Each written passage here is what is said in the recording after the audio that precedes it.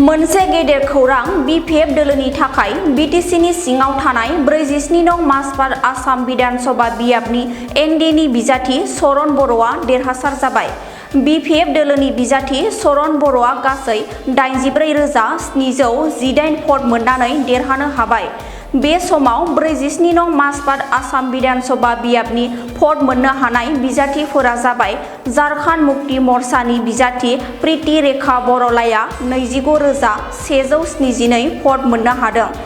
Indian national कंग्रेसनि बिजाथि नारायण अधिकारिया 23,558 भट मोननो हादों। इउपिपिएल दोलोनि बिजाथि रवीन्द्र बसुमतारिया 16,903 भट मोननो हादों।